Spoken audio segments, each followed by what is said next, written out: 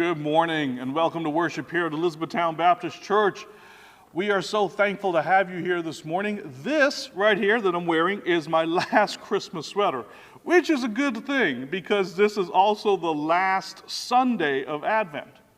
Today we light the candle of joy. Now, we do light the Christ candle, the Christmas candle, or the center candle, I should say, on Christmas Eve. But this is the last Sunday of Advent.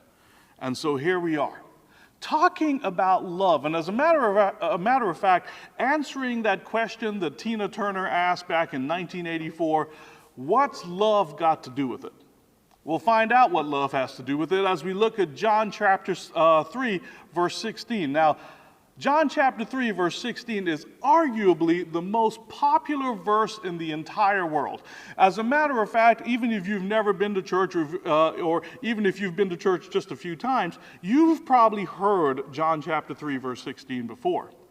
You probably have it memorized. It goes like this: "For God so loved the world that he gave his only begotten Son, that whosoever believes in him will not perish, but have everlasting life." That's John 3:16.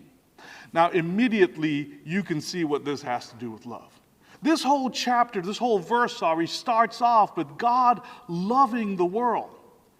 But he didn't just love the world, he did something about it. He gave his Son. For those of you who have been in a relationship, you probably have a spouse, or you've got a boyfriend or a girlfriend, or even a child that says, they can say, "I love you, I love you, I love you." They can say, "I love you, honey," or "I love you, mommy," or "I love you, daddy." But eventually, it's really helpful if they show you how much they love you.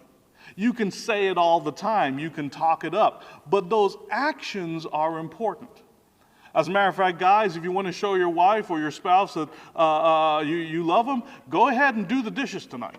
Take the trash out. Yes, I'm putting you guys on the spot. Kids, you want to show your parents how much you love them? Clean your room. That'll help. It's not just about talk. It's about action. And John chapter 3, verse 16 is an action verse.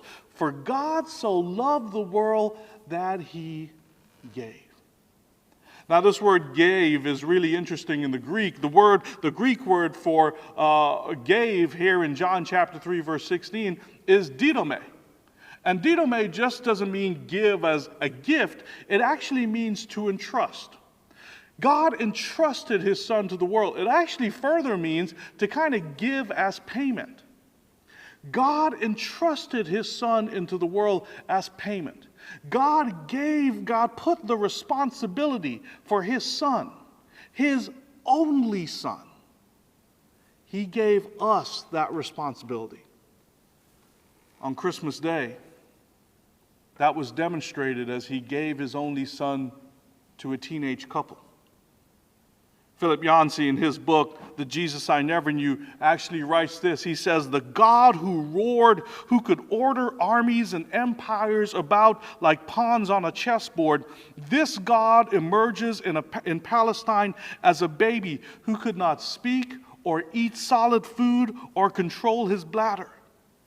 A baby who depended on a teenage couple for shelter, for food, and for love.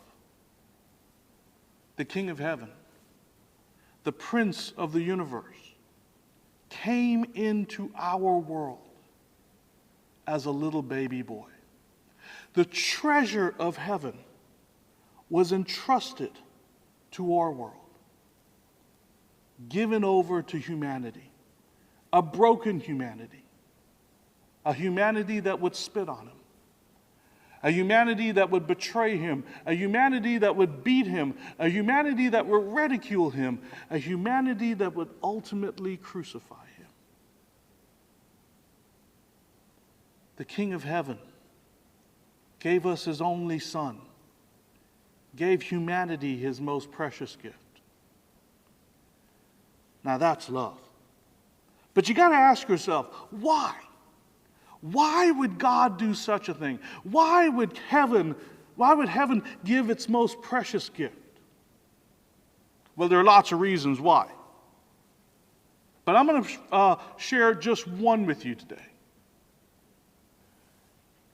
Heaven gave its most perfect gift because love casts out fear.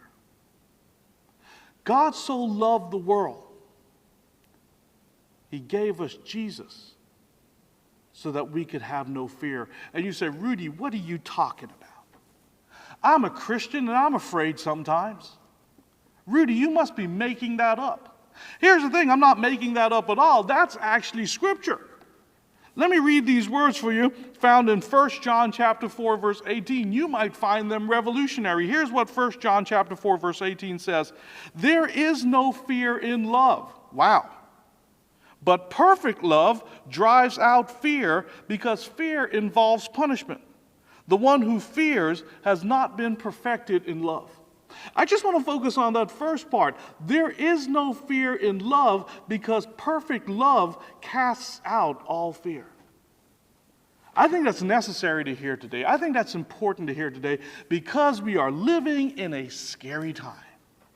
We are living in unprecedented times. As a matter of fact, in my job, I have to sometimes work with people who are just having difficult times. We can call it pastoral counseling. I like to call it just having a chat. But I have a chat with people who are really struggling with this COVID-19 time. They don't like the isolation. They don't like the fear of going out. I have families that can't get together, people that are refusing to travel. And here's the thing, I get it, because some of these folks have had loved ones in the hospitals that have almost lost their lives because of COVID-19. It's not a joke. These people are scared. We live in tumultuous times, especially in an election year. And it's been an interesting election year. Absolutely. We live in tumultuous times. We still have addiction to deal with. We still have abuse to deal with. We still have the wife that has to go home to the drunken husband that beats her. We still have the child that's being abused. We still have wars all over the world. We still have genocide that's being committed. It's a scary world. And God sends His Son into this world so that in this world, because of love, we don't have to be afraid anymore. You say, Rudy, does that mean that bad things won't happen? Absolutely not. Bad things happen. Bad things will continue to happen. What I am telling you is because of Jesus Christ, you never have to face bad things alone. That He's with you. The love of God drove this. That He sent His Son into the world to be with you. There's a story told by Dr. Larry Crabb, and Larry Crabb is a Christian counselor, and he's also an author, and he wrote a book called The Pressure's Off. And this is the story he told. It's kind of an autobiographical story, a story about himself. And this is how the story starts. It says, one Saturday afternoon, I decided I was a big boy and I could use the bathroom without anyone's help. So I climbed the stairs, closed and locked the door behind me, and for the next few minutes, I felt very self-sufficient. Then, Dr. Crabb continues, it was time to leave, but I couldn't unlock the door. I tried with every ounce of my 3-year-old strength, but I couldn't do it. I panicked, he said. I felt again like a very little boy as thoughts went through my head. I'm never going to get out of this bathroom. I'm going to spend my life in here. My parents and likely the neighbors heard my desperate screams. Are you okay? My mom shouted through the door she couldn't open from the outside. Did you fall? Did you hit your head? She said. I can't unlock the door, young Larry yelled. Get me out of here. I wasn't aware of it right then, but Dad raced downstairs, ran to the garage to find the ladder, hauled it off the hooks, and leaned it against the side of the house just beneath the bedroom window. With adult strength, he pried open the window, then he climbed into my prison, he walked past me, and with that same strength, he turned the lock and he opened the door. Thanks, Dad, I said, and I ran out to play. Dr. Crabb continues. That's how I thought the Christian life was supposed to work. When I got stuck in a tight place, I should do all I can to free myself. And when I can't, I should pray. Then God shows up, He hears my cry, get me out of here, I want to play. And God climbs in the window, unlocks the door to the blessing that I desire. Sometimes He does, says Dr. Crabb. But now, no longer 3 years old and approaching 60, I'm realizing that the Christian life doesn't work that way. And I wonder, are any of us content with the way that God works? Dr. Crabb continues.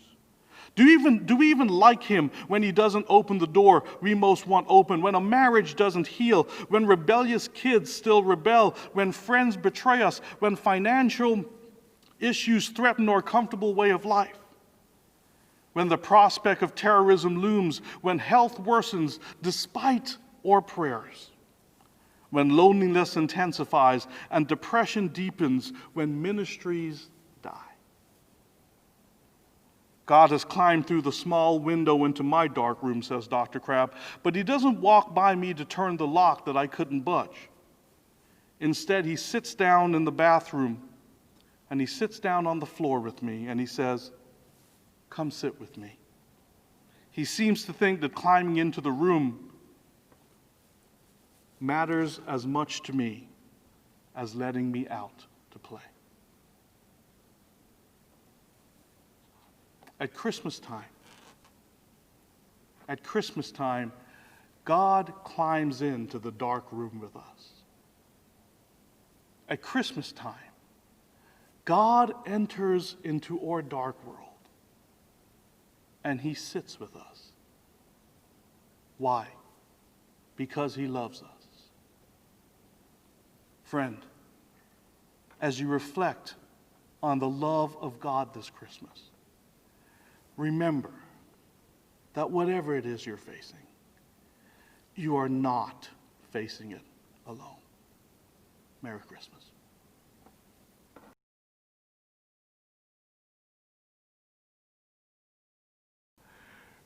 Good morning, folks. Today, you've seen 4 candles of the Christmas wreath behind me lit. Today, we lit the candle of love. Previously, we lit the candle of hope and peace and joy. But today, we focus on love. And I feel that sometimes many people feel like they live in a loveless world. They're seeking love. Some people are trying to find it in all the wrong places. They're trying to find it in a relationship that's not healthy for them. They're trying to find it in an addiction. I want you to know that love, true love, the kind of love that casts out all fear, that love's available for you today, and it's found in Jesus Christ. As you've heard me say many times before, I'd love to introduce you to Jesus.